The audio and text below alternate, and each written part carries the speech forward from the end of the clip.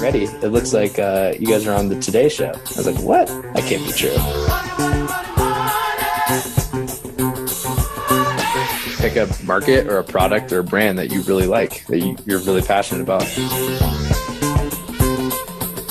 I think that it's succeeded is because we've been so over the top and ridiculous.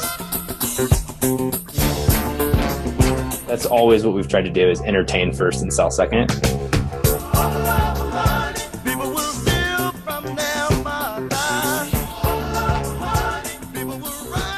All right, if you don't mind, why don't you just introduce yourself, tell us about your company and where you're located today.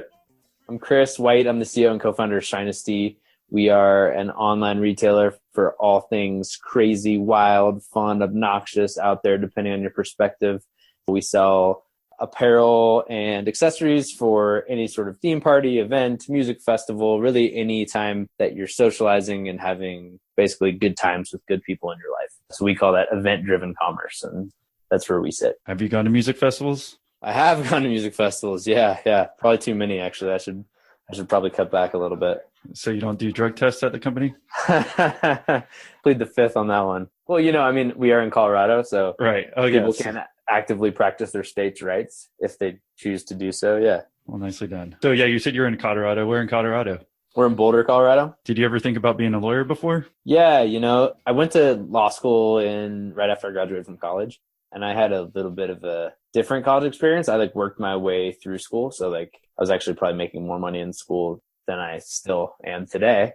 Hopefully that changes at some point in my life. But so I feel like I had a pretty decent work experience as an undergraduate student. I was working full time all 4 years of school. I went to grad school. I basically knew that if I didn't go to grad school right after I graduated from college, I may never go back. And I've always liked learning and interested in law. And I was more interested in business, but I was interested in really just learning a little bit about everything. As a generalist, I went to a liberal arts school. So I thought going to law school and going to business school and being able to flex more analytical muscles might be nice. I would find interesting. And I did find it really interesting for the first few years, at least, until we started Dynasty. And then it kind of tapered off there a little bit, I would say. At what point did you realize you didn't want to be a law school guy? It wasn't that I didn't want to be a law school guy. There's plenty of people who go to law school and don't practice law. But I realized that I didn't want to be a lawyer. It's actually funny. When you go to law school and you're interested in business, you kind of get funneled into this transactional law path, which is contracts and it's doing deals and M&A type stuff, which sounds really cool from a business. On the business side, that is really cool.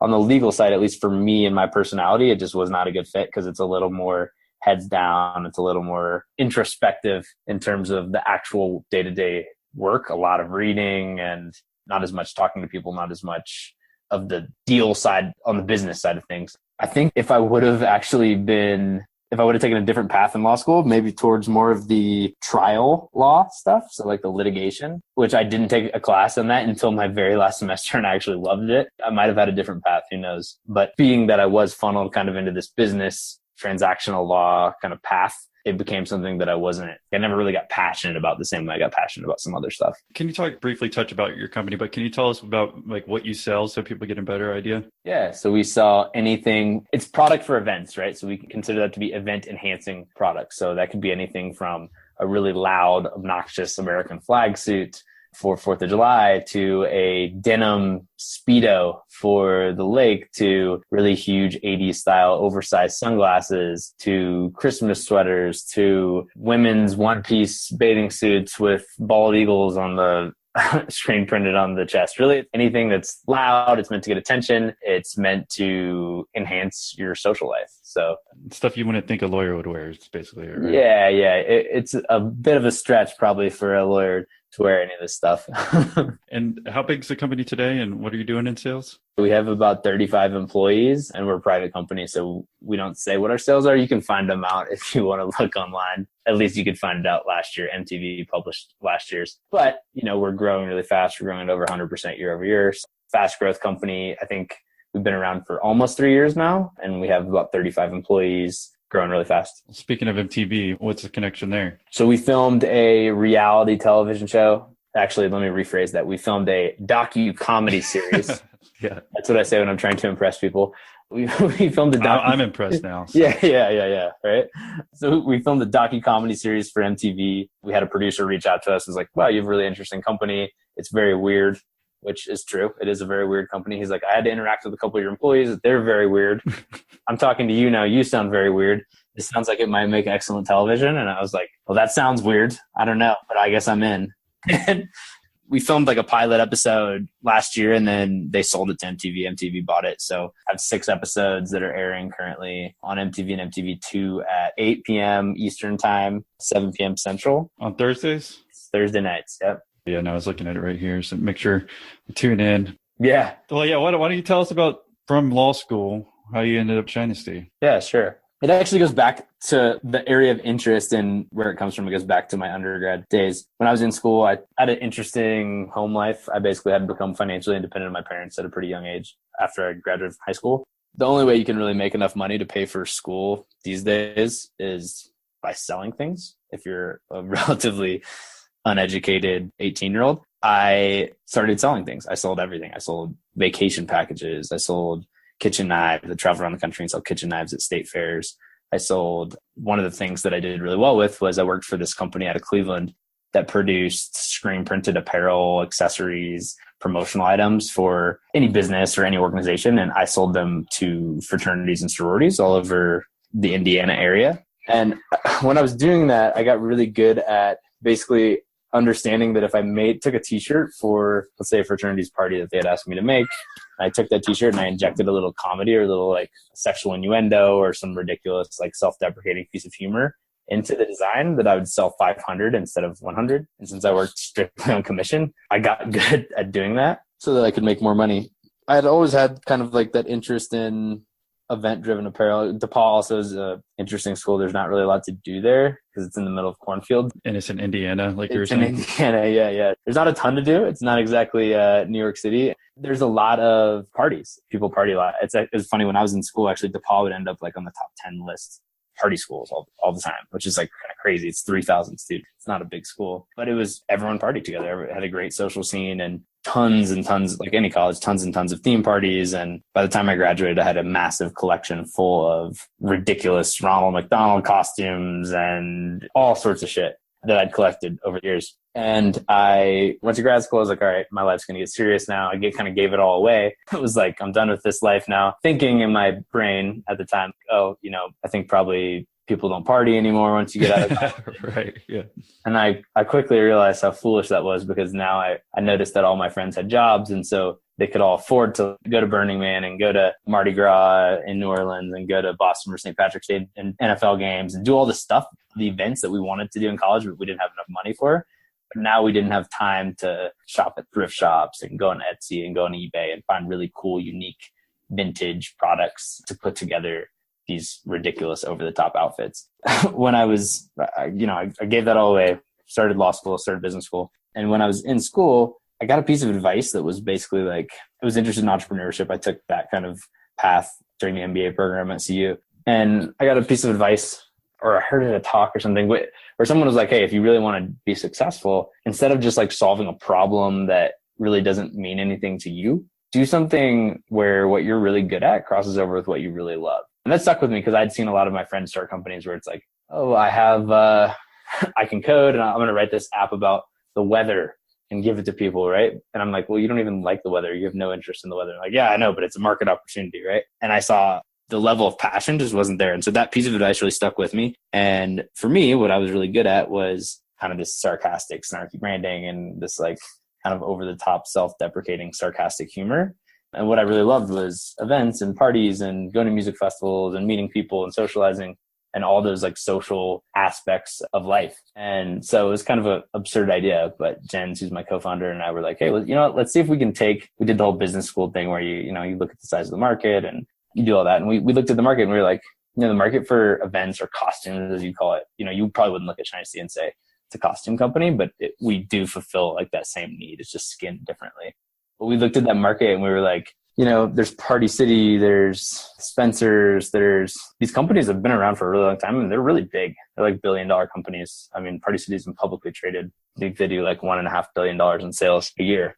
But those companies really have never innovated around brand or content, or they've never really done anything outside of creating really awesome supply chains, which they have, really awesome like physical retail locations, which they have, but they were all doing kind of optimization and efficiency type things where, in our opinions, if you're doing that and you're competing on supply chain price and physical retail locations and efficiency, you're competing against Amazon.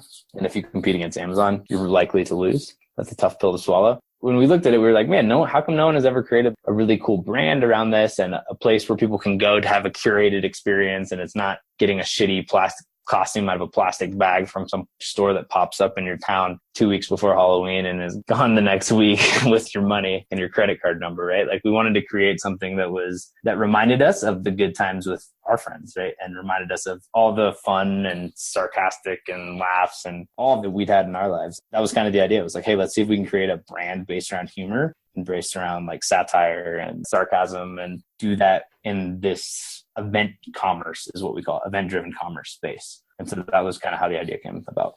And you're talking about looking at the market. I think that was pretty smart. Was there any more to it other than looking at Spencer's and say Party City and trying to get an idea if this is worthy? And then can you tell us first couple of days about starting the company? It's funny because like being in Boulder is like a ton of startups, but majority of them, at least in our network, there's a lot of natural foods too, but in our networks, we're in software. I worked for a software company the first 2 years of grad school, which is an awesome experience, but it's a totally different B2B software. It's a totally different proposition, different product. Just didn't really interest me. I had a cool job, really cool company called SendGrid, who's probably going to go public, I'd imagine, pretty soon. And they're a big company now. And I learned a ton, but the product itself just wasn't fascinating to me. It's funny when you tell people in Boulder, in my network, which is mostly software again, about what we were doing, they're like, you're going to do what? That's a tiny market. So when we did the research, we're like, actually, it's not a tiny market. It's like a pretty big market. And if you start to add up sports licensing, and you start to add up Christmas, and you start to add up music festivals, and you start to add up all of the social events in people's lives, it's like a huge, huge market. Convincing people of that was a difficult thing to do because it's just retail is just not a big industry in Boulder or in Colorado, really in general. So there weren't a lot of people who really understood what we were trying to do at the beginning. Tell us about your co-founder and how y'all was able to start it. Did you save up enough money? Did you get office space on day one? No, yeah. You have to get funding? No. How did that work? Work? Actually, so the way we started it was we didn't have any money. So we had a little savings. I think we started with like $10,000 or so. But the way we started it, because it costs money to make a product, right? We don't consider ourselves a product company, right? We consider ourselves a lifestyle retailer. When we wanted to start the company, we wanted to test a lot of different types of product category at once. And actually, that's tough because you have to have money to buy inventory. So for us, the way we did that was we actually tested it only exclusively with vintage clothing. And what do you mean by vintage clothing, so people know? I mean, like stuff from the Goodwill, stuff from estate sales. When people die, it's in their closets. Stuff that you'd find it was mostly from estate sales in Colorado and from like thrift shops. We would go around, and since I was already kind of good at that from doing it in college, I knew how to do that. I enjoyed doing that. That was the way that we started the company, because we were able to buy, instead of buying 50 of one product, like you'd have to hit minimums for inventory, or 500 of product. And in some cases, we could buy one of a lot of different product categories. And so I could see like, oh, is there a difference in conversion rate, or how fast do these products sell? How fast do windbreakers sell compared to ski jackets, compared to ski onesies, compared to ski bibs, right? As a ski collection. That information could then inform an actual purchasing decision that we knew would sell. So we wouldn't be sitting on inventory. So we could have really fast inventory turns at the beginning. And so after we did that, that was literally the first, I forget, maybe like the first 5 months. Were you still in your home? You were doing that? Yeah. We had rented a garage. One of my friends, I was still in the JD MBA program at CU at the time. I think I still had like a year and a half left. He had a house that had a garage, and the garage was empty. And so we ran the garage from him for like $150 a month. And we would have all of the product in there. And then when we need to take pictures, we would have to take all the product out to set up the photography equipment, then set it back up at the end of a photo shoot. When you're doing that, did you have your own website at that point? Because it sounds like maybe you could be good at this at selling on eBay, but then how about making an actual brand about it? How are you thinking differently than that? Yeah, we did have our own website. And yeah, we had the website from the beginning, and that was important to us. Yeah, I could, of course, make some money selling on eBay, but you're not doing yourself any favors in terms of building a brand, which was always the most important thing for us. We might sell clothing now. We might sell be in a completely different vertical in 5 years, because it's not about the product that we sell. It's about like the overall experience and our ability to curate product for you to enhance the social events in your life. And it makes sense, but I'm just trying to think, like, how were you able to get traffic to your website? I'm just thinking, like, in the beginning, even if you wanted the easiest thing, if you quote unquote build a brand on eBay first and then do a website, but how were you able to sell that stuff off your website right away? Yeah, a lot of it was with social media and just like being super hacky with Instagram. We just hacked Instagram. I'd write a script that would follow people, and then, you know, a certain percentage of those people will follow you back, and you're posting content that hopefully is enjoyable, and hopefully those people stick around. And that was the beginning. It's all free, right? You're just hacking it. We built in like a little viral loop into an email sign up. So someone sign up for an email. If they'd get 3 other people to the website, then we'd give them something, right? Like a koozie or a small gift. These are the really smart things that I like to hear about whenever you're starting a company, because if you didn't do that, any Instagram or that, maybe you're not taking off like you are. Maybe. I don't know. But I think those are really little smart things. So when you're doing the Instagram, was that just because you have so many developer buddies, or were you able to come up with that to write the script? Yeah, it was some, like I have a ton of people in the software world here who helped me. Yeah. So was there anything else in those early days that really helped too? Those were the 2 biggest things. Before we even launched the website, we had maybe 1,000 people signed up for an email list and that was just based off of a splash page that we put together and saying, hey, sign up, we'll let you know when we launch. And it was just ridiculous pictures. At the end of the day, everything those are the tactics, but the reason why I think that it's succeeded is because we've been so over the top and ridiculous the whole time through every aspect of the brand. And that's why people are like, what the fuck is this? Like, is this real? These guys are absurd. Okay. So yeah, those 2 tactics I think are really smart, obviously, to get out the gate. So tell us about the expansion from there, from the garage, and maybe you and your buddy. Yeah. From there, I forget how much we were shipping every day, but it wasn't a ton of stuff. And doing vintage is time intensive, obviously, right? Like you can only sell one product. They're cool. I still love vintage products and I vintage shop all the time, but it's tough to do, like it's tough to run a business that way. Just constant work. From there, we went out and tried to source other small brands. And so we looked for brands that either weren't in the US or brands that maybe were marketed to a completely different category of customer. So like, for example, I grew up in Oklahoma. I knew a lot of like the Western retailers. I'd been into Western shops all the time and I knew the Western brands, which is kind of weird. But there's a couple who are local to Denver, and those brands sell to like an older cowboy type gentleman, but they make product that actually is very applicable to someone who's between the ages of 18 and 30 and goes to music festivals, right? Like loud, wild shirts and American flag printed product. And so we'd take those products from them, we'd buy it from them wholesale, and we would rebrand them, take different pictures, write copy about them in a way that appealed to our audience, and resell them. The exact same product, and you didn't even ask them to alter it at all or anything? Nope, exact same product. And we still do that to this day, right? Like we're bringing together something that you're never going to shop at. I'm guessing, unless you're a cowboy. I don't know if you are. But you probably I'm not a cowboy. I'm a festival guy. You probably don't shop at Drysdale's Western Outfitter. I love that place. Yeah. But there's product there that is applicable to you. It's not sold to you. So you would never put 2 and 2 together. But if we take that same product and just photograph it and picture it in a different light, it all of a sudden becomes attractive to you as a festival goer, because you're like, oh, I love loud, bright clothing and bright, cool shirts for music festivals and whatnot. So that was one of the strategies that we did. And we started to play around in the beginning of November. Of 2014, we started to play around with Facebook ads for the first time. They were really ridiculous. We would just write ridiculous stuff. It's copy that's ridiculous. It's pictures that are ridiculous. We were spending like nothing, like $10 a day or something on Facebook ads, but it was cool. We messed around with targeting and we could target interests, and we got pretty technical with the way that we did it. And because the content was just so different than what people were doing on Facebook, at least most apparel companies were doing, especially on Facebook, where most people are showing like good looking models and it's high-end photography and high-end products. We were showing good looking models and high-end photography and high-end products, but with a product that is just fucking ridiculous and in your face. This is like a Christmas print suit that's printed on with Christmas sweater. It's just ridiculous looking, but it's so funny. And the humor makes people want to share it. We'd pay $10, but we would get $5,000 worth of reach because people were sharing it so much. And this was in 2014. Facebook had started to like crack down on like the like now you post something on Facebook organically, it'll get, even if you have 1 million fans, it'll get seen by like 100 unless you pay to promote. This was a little earlier. It was in 2014, and they hadn't it was still, they started to do that, but it was easier for something to go viral on Facebook. And that's actually how I found out about y'all when I used to get on Facebook. It was like, oh yeah. Yeah. Cause people would tag, hey, yeah, awesome. This looks like your material or something in your closet. Okay. So when did you move out of the garage? And it sounds like you told us about when you were able to get your first stuff from the Western place or whatever. Just tell us about moving out of the garage and how you're able to do that and maybe hiring the next employee. Let's see. When was that? It was probably like September of 2014, which is really kind of when we consider, okay, we're going to go for this. This isn't like a 5-hour week type thing. Where the months before that, we were really like testing it with vintage, and it wasn't full time by any means. In fact, Jen's actually and I didn't stop it was still a side hustle for us until May of 2015 when I graduated from school and he quit his real job. But we're making enough money selling vintage clothing that we could afford to get a small warehouse. And so we found this like small warehouse in the outskirts of the town, had no power. No power.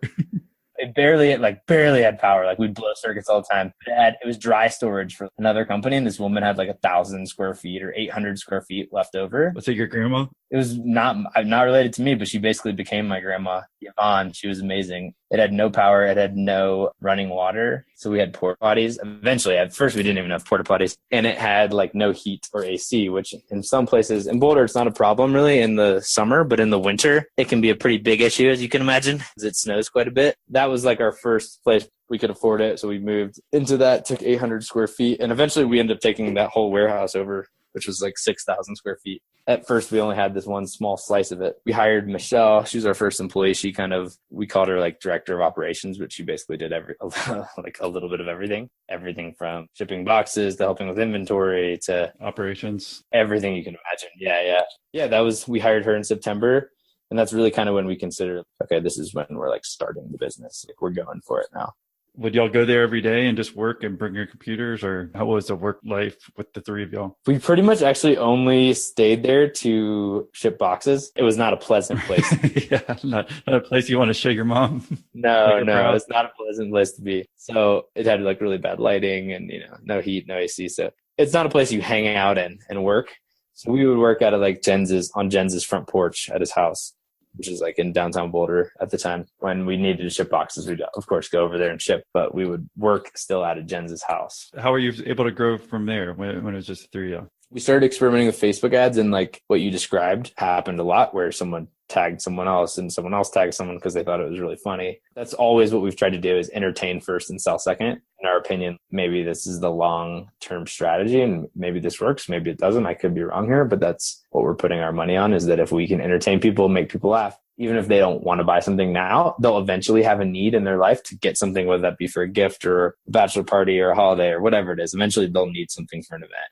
And hopefully when they do, we've entertained them enough to where we're top of mind. We started experimenting with Facebook ads because it was kind of like the first time we had really done that. It really got a ton of just viral growth organically. I think some media started picking up on it and finding about it. And so we had some small blogs write about us, really without our knowledge. And then we had a couple more blogs and then a bigger comedy blog. And then the orders were like really picking up around Cyber Monday. And then on Cyber Monday, I was like on my way home I went to Thanksgiving at my girlfriend's house, and I was flying home. I got a text message from my mom. She was like, "Hey, Chris, you might want to get ready. It looks like you guys are on the Today Show." I was like, "What? That can't be true." My mom's a very nice woman, but sometimes she's mistaken, I think.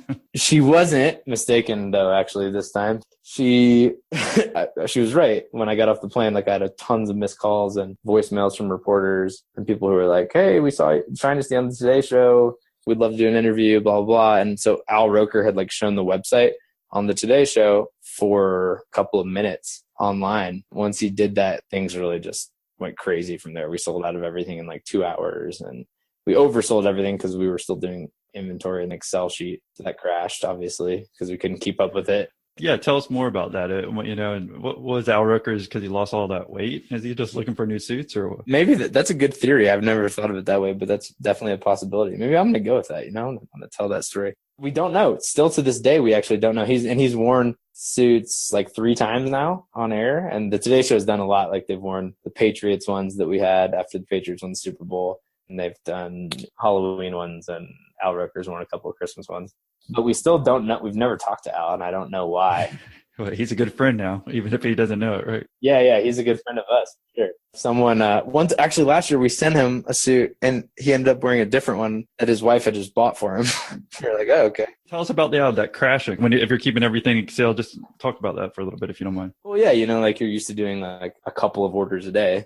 And all of a sudden it's like, holy shit, we're doing a couple of orders a minute. Holy shit, we're doing a couple of orders a second. And then you're like, it wasn't that our site crashed. It was just that our inventory couldn't keep up with it. We're on Shopify, so we never have to worry about our site crashing. But our inventory system, we're just keeping it in Excel. And we couldn't keep up with that, obviously. We're like I remember we were all at my house, in my room, sitting on my desk, looking at each other like, holy shit, this is awesome.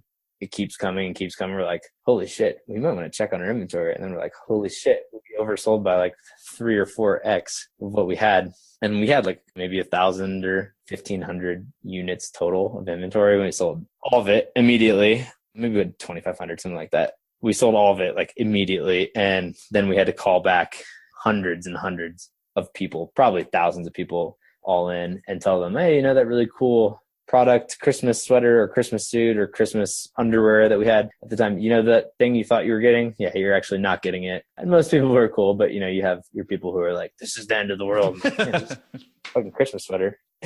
And yeah, that was kind of how it happened. My girlfriend's mom flew in to help us like pack boxes. I was still in school at the time, so like I had law school finals. For those of you who aren't in law school, your grades in law school are 100% determined by the final. There's no grades until the very end, and then it's all the final. So your girlfriend's mom? No, that was Jen's and one of our other marketing guys. They're going to LA to meet Snapchat. But you're talking about law school finals. Yeah, that 100% of so I imagine obviously your mind's 100% focused on that, right? Yeah, it's a lot of pressure, right? It's like 100% of your grade. I tried and I called and I was like, hey guys, can I get an extension? They're like, no. Unless you have a medical exemption. I was like, I'm maybe about to go mentally insane. Does that count? Yeah. I did end up like getting the flu really bad and having like 104-degree temperature and having to go to the hospital. I was like staying up 24 hours a day for like a week there. That was wild. It was fun. And it like taught us a lot about, wow, like maybe what we're doing by combining humor with products that are, to be honest, they're like seasonal products and they're novelty products. But combining humor with that, like it really does make people's lives better and make people have more fun at these events. If they can be silly and be ridiculous and be outrageous. It was like, oh, we're onto something here. Like that was a good problem to have. And I went home for Christmas. My brother had just graduated from college and I was like, hey, Nick, we need someone just to pack boxes for us if you want to do that job. And so it's funny. He like studied computer science in college and he's now our developer, but he at the time like didn't have a job. So he just graduated and he was like, I haven't started looking yet. And I'm like, well, you want to move to Colorado? It's cooler than Tulsa. And he's like, yeah, why not? So he moved out and there we hired this guy named Smooches. So if you look at our website, you can see him. He's all over. He's the redheaded guy and he does a lot of our content. He had just graduated from school as well. And he kind of swindled us into giving him an internship. I met him at a bar and he was like, I know Shinesty, I followed it, blah, blah, blah. He's a really funny kid. And so he was like, I have this other internship lined up in San Francisco. Turned out he didn't have that at all. But we gave him an internship and then we gave him a full-time job, probably a month because he was doing so well. That's the beginning story. That's the origin. From there, I said, I guess it was for y'all, you moved into an office and just been deja vu since. Has there been anything negative that's happened? Any down experiences? No, totally. Like it's not all roses. Tell us about your biggest challenge in growing, because mainly we're talking to entrepreneurs and hopefully they're pulling some ideas from what you've done, but totally. Any challenges that you've had in growing the company? Yeah, actually the first year, like we were pretty fortunate. We had all up growth and really our biggest problem, really the first 2 years was just like running out of inventory and not being able to like have enough cash to buy enough inventory because we'd have these really viral product spikes, which we still do have issues with that, but we're better at predicting. That's a problem, but it's a pretty good problem to have. Okay, we sold too much. There are definitely down things. And we've had months where, for example, last October, before the election, we were like, holy shit, what happened? We'd never had a down month. We've only had 100% growth months. And all of a sudden, like that month, did not have a good month. And we were like, man, like what? This is crazy. If this continues, like we're screwed. We bought a bunch of inventory for the holidays and it didn't, obviously, but that stuff is scary. For sure. It's definitely one of the worst feelings Could you figure out why? Yeah, I mean, we think it had a lot to do, like we've talked to a lot of other companies that sell products, and I think it had a lot to do just with the digital ad space was really crowded because of the election, with all the media companies were buying up pretty much all of that space, and prices were really expensive, and we couldn't get a lot of distribution through any paid channels. We only had our organic channels to rely on, acquiring new customers at a rate that allows you to sustain 100% year-over-year growth is really tough without putting some money into advertisements. It was just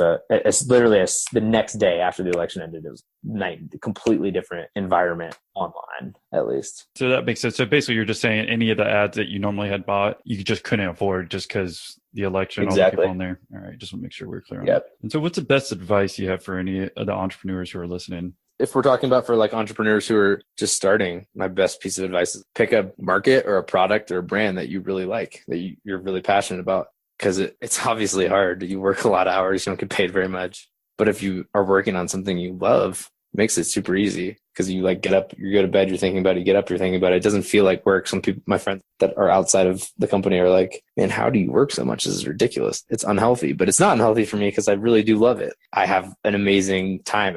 There's grunt work and there's times when you're like, but for the most part, on the whole, I love every day and I just have a blast because I'm working in an industry that I like. I'm working on a brand that I love and I'm working with people that feel the same way. That's would be my number one piece of advice if I'm qualified to give advice. I'm not sure I am, but I worked at this other company that I worked at, SendGrid, was an awesome company. Incredible learning experience for me. I learned a ton about technology. I got to watch it grow from, I think it was around 50 when I started and 200 when I left. That is an awesome thing in and of itself. And I had an awesome job, awesome boss, awesome coworkers, awesome culture. But at the end of the day, the product, it was email infrastructure. And the product, for some people, they loved it. But for me, just my personality and the things that I like in my personal life, it wasn't what got me super excited. And so I don't think I could work on a product or on a brand or in a market that I wasn't excited about and work, now that I've experienced it, to the same level of passion and as hard as I've worked on this. I think that makes sense, right? If you didn't have that job, then maybe you wouldn't appreciate the one you have so much as of now. Yeah. Because I had a similar experience when I graduated college. I had to do basically a temp job for a month where you'd literally clock in and clock out and go on Google Earth for a month. And I'm just, this sucks. So then when you look back, you're like, okay, if you're busting your butt now, it's not a big deal because it could be way worse. You're doing something you don't like at all. Yeah. I mean, think about I've never once, a lot of my friends kind of have those jobs where it's Monday through Friday. They clock in, they clock out. They're living for the weekend. And that couldn't be further from the opposite of what I do. It's not because we do work in a fun space like parties and events and stuff, but I'm not the one doing that. That's the content team. I'm just working in something that I love. I never look at the clock. That stuff just doesn't even cross my mind because I like what I'm doing. And I think that's really important. I think if you find what you like and what you love, your chances of being successful are way, way, way higher. No, I appreciate you sharing that because that's the reason we're doing this podcast. So those entrepreneurs who are listening, it might be lonely, because you don't have, most of us, if we're entrepreneurs, we have those exact type of friends who are 9 to 5 who bitch about what they do, right? And then you're just you can't relate if you're building your own company and working more than 9 to 5. Yeah. What's your day-to-day like now? It really has shifted a lot. I'd say it changes every 6 months, to be honest. At the very beginning, I was doing a lot of creative and content design and stuff like that. Then I hired Allie, who's our creative director, who's much better than me at design and much better than me at UX and some of the things that I was doing on that. So I handed that off to her. And Smooches got better than me at writing copy and better than me. And that's actually one of the most fulfilling parts about my job is seeing those people really excel to levels that I could not myself and really watching them grow up and become incredible individual talents. And then from there, I did lots of our operations and was kind of helping Michelle run all of that and the finance side of things. And then I hired Adam as our VP of Ops and Finance, and he took over a lot of that for me. 6 months ago, I was doing a lot of fundraising, so we raised some money, and that took up a lot of my time. Now, just recently, I was doing a lot of product, a lot of inventory, a lot of merchandising, but I've now hired a VP of merchandising with way more experience and who can take that to the next level. So I kind of like that aspect of it. Being a generalist, you get to touch a lot of things. And then what I really do, what I consider my real job is keeping people happy and recruiting more awesome people to join us as we're hiring people. Those are my two jobs, like maintaining the culture and selling the vision to people, whether that be new hires or investors or partners. That's kind of my main responsibility. Has that been a challenge? Because I find a lot of entrepreneurs as well, whenever, you're going from being the creative guy, some people don't want to eventually be the guy who's managing happiness or trying to make everything work together. Has that been a challenge for you ever? Yeah. I mean, it definitely has at times. You just get over it. I was trying to think, was there a specific example I could point to teach a lesson, but there's not really. You just do what you have to do, because at the end of the day, like, what you really care about is seeing the business succeed. And so you do what's best for the business. And right now, that's the best role for me in the business and the way that I can make it most successful. Thank you for sharing your advice. Do you have anything else that you want to share with anyone before we leave? MTV2, 7 p.m. Thursdays. 7 p.m. Central, 8 p.m. Eastern. The show, you can watch it. That would be helpful for our ratings. Otherwise, no, nothing else. If anyone has any questions who's listening, they can email me. If you're a salesman and you email me, I'm going to put you through absolute hell. I'm building this application as a side project called B2C. And what that is it's a reverse drip campaign. And it's a reverse drip campaign so that when abusive salespeople who email me 6 times in a row without me responding, I'm going to forward it. It works. It's a piece of software where any Gmail user can forward that to the software, and the software will then send them an automated message back saying, "Hey, I noticed that you've been emailing me without knowing anything about my business, trying to sell me something. Would you like to shop on shinesty.com? Maybe I'll send you a calendar invite." And it's a computer that does that. So you can check that out, b2b2c.io. Sign up for the wait list. It should be coming out soon. It's free for all B2C companies. B2C.io? B2B2C.io. All right. Yeah, we'll put that in the show notes. And yeah, you said people could reach out. If it's not a salesperson, what's the best way? Yeah, you can email me at chris@shinesty.com. Cool. All right, Chris. Well, thank you for sharing your story. Yeah, man. Happy to. Peace. Bye.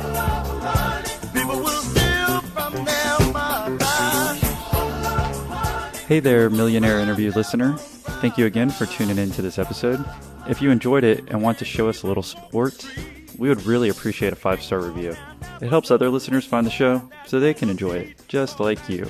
And if you're looking for more episodes that are in the product niche, then try episode 11 with Bottle Breacher founder Eli Crane, or episode 13 with Sammy of BlackSocks.com, or try episode 18 with Yak Gear founder Bill Bragman. As always, thanks again for tuning in, and have a great day.